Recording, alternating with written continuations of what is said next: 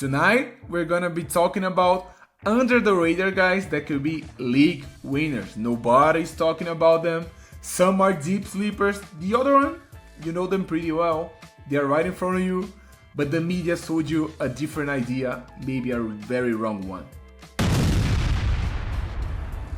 What's up guys, I'm Leo, you already know, the Brazilian fantasy guy, and I'm inviting you to please leave your like and subscribe. We are on the road to get 100 subscribers. It's not that much, so please help. Firstly, I wanted to talk about one of the most disrespected guys in the fantasy points industry. This guy's name is RJ Barrett. Let's see if my editing skills are good. RJ Barrett, that is popping up right now.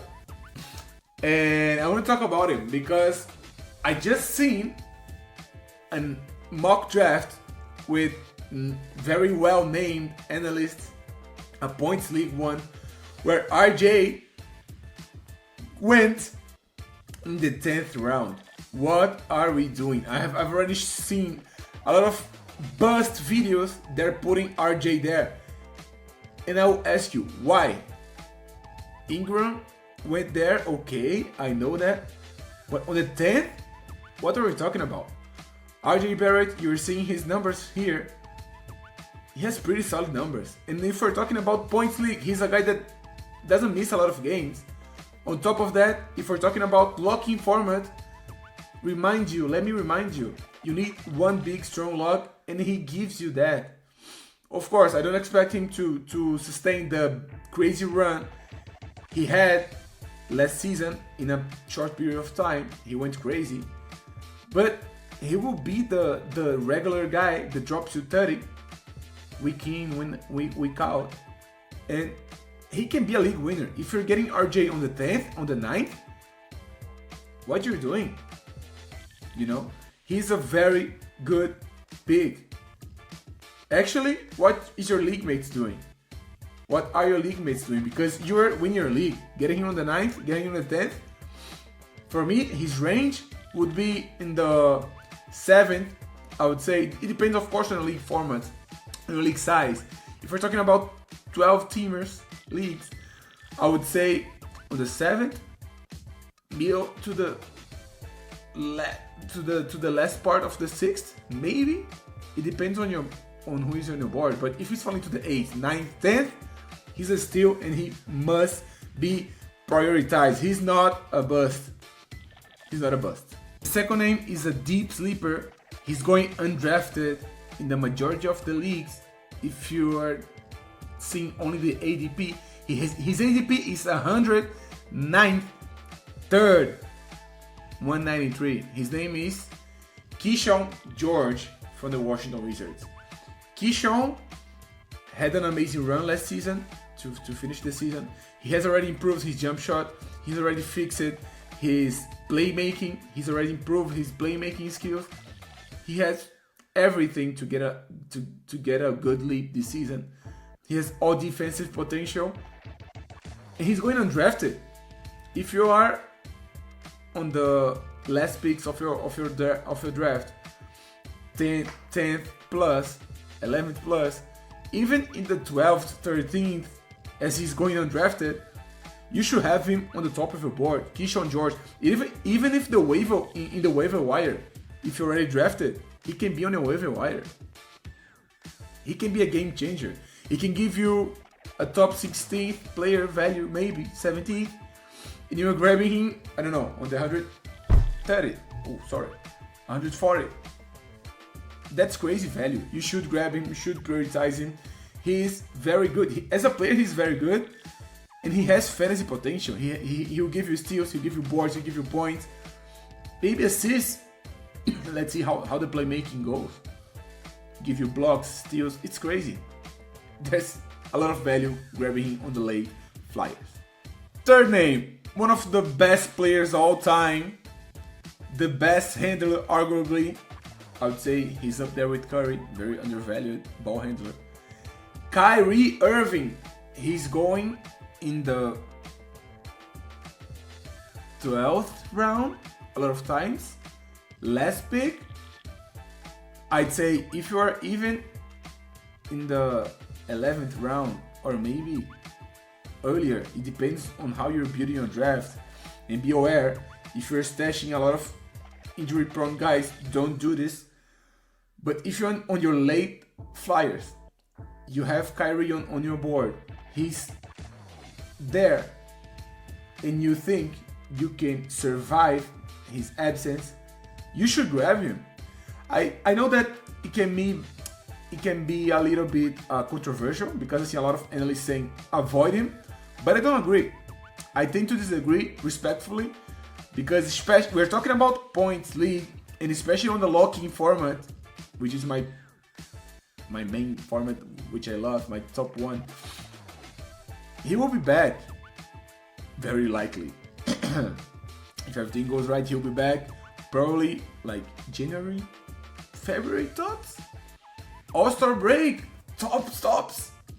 He'll give you value when he comes back, and he can be a league winner because he can change the level of competitiveness of your team heading into the playoffs.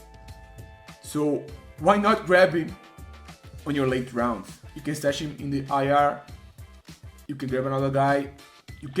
Another tip that I give you, if you're grabbing Kyrie, you should grab D-Lo, so you can have some value out of D-Lo. Meanwhile, Kyrie is out, and this way you'll be able to reduce the risk, because D-Lo will give you locks while Kyrie is out. So be aware, Kyrie and the combo with D-Lo on your later pick, on your last pick. Be aware. Write it down. Jumping in here to beg you, please subscribe. We are on the goal to reach 100. It's so little, man. Please help me and leave your like if you liked it, or you comment if you hate it. I don't know, just engage with your love, with your hate, out of pity. Doesn't matter. I'll take it. Let's go. I can't mention him enough. The next one is Jalen Johnson, currently ranked 35th on the sleeper ADP, even lower on the ESPN ADP. And I'm seeing he's going on some drafts in the 4th round. What are we doing? Jalen Johnson in the 4th round will break your league. Jalen Johnson in the 4th, in the 5th. What are you doing? He should be going in the middle of the 2nd to the middle of the 3rd. It depends on the size of your league, of course. But we're talking about 12, 14 teams league. If you can grab him on the middle of the 3rd, that's a lot of value. Don't go for Jaylen Brown or Siakam before him. Don't go for Franz Wagner before him, please, no. I really like Siakam though. Jalen Johnson is amazing. Of course, he has his health issues, but if we're talking about points league, and especially sleeper locking format, he should be a priority in the 3rd. Of course, he is. So people are not talking about him enough. I'm a Jalen Johnson fan, and I need to talk about him every single time I can. I'm sorry. The next player is a very, very deep sleeper. Nobody's talking about him. I didn't see nobody talking about him, but he was my first waiver wire pickup. His name is Bryce Sensabaugh from the Utah Jazz, the sharpshooter, which he's been killing on the preseason. I know you're gonna tell me, okay, Leo, but they have a lot of guys. Yes. They don't know what they're gonna do. Yes. But he can play. He can give you value, especially on points league. I know he can be valued on the 9-cat league as well, 9-cat format as well, if you're needing a point streamer. He's shooting the ball pretty well. And of course, I'm not telling you, okay, reach for him and he will win your league. No, I'm not telling you that. But I'm telling you to open your eyes for him. Leave him on the board and just watch. If your main options already went off the board, go for him. You could go for him. I'm not telling you to do this, but I'm telling you, you should consider. I did this.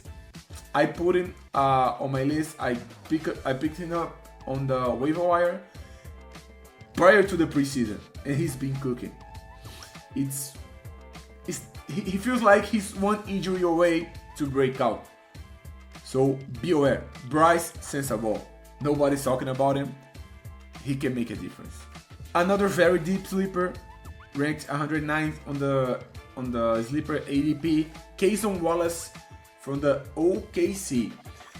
He's pretty good, and Jalen Williams may miss some time. He can be the guy which you grab him on the waiver wire on your last pick, which will give you an amazing month, and you can trade him. You can get value from him. Or maybe he can be their starter. He can steal Lu Dort's spot, I don't know. But he can have a good usage in a good amount of minutes, even coming from the bench. Cason Wallace, nobody's talking about him, and he can give you value. Again, I'm telling you to go and reach for him, no. But it's somebody so you can open your eye for. Last but not least, from the Indiana Pacers, Ben Mathurin. I really like him. He's one of the breakout candidates for this season, and I'm seeing he's going on like official drafts in the 11th, in the 12th. What are you doing? If you have the chance to grab him on your 10th, go for it. In your 9th, consider. It will depend, of course, on your league size, but be aware of Ben Mathurin. He's on the verge of a breakout. Hallie's out. Somebody should step in. Nembhard could do this. Yes, I could mention him here, but I'm seeing people are high on him. People are reaching for Nembhard, so he's not a sleeper. But Nembhard, but Mathurin, yes sir. People are forgetting about him. He can give you tons of value, especially when you're talking about sleeper locking format. If we're playing on your sleeper locking format, he has 8, like you can grab you on the 8th round with your like all easiness in the world. He will give you more value than this. He'll give you stronger locks than this. He has everything to do this. So Ben Mathurin, he's currently going in the 9th, 10th, even 11th round. Grab him, and as I said, grab him and you win your league. He may be a league winner, or you can extract a lot of value from him and trade him. I don't know, but open your eyes for Ben Mathurin. This was the list, guys. Please, I invite you to subscribe, hit your like, and leave your feedback because I need to improve. I want to improve. I want to know. Let me know what type of league you play. Is it 9cat? Is it Sleeper? Is it ESPN? Is it Yahoo? Let me know. And as I said, any kind of engagement is appreciated. We're trying to hit the 100 subscriber mark. So please help me, and I see you on the next video.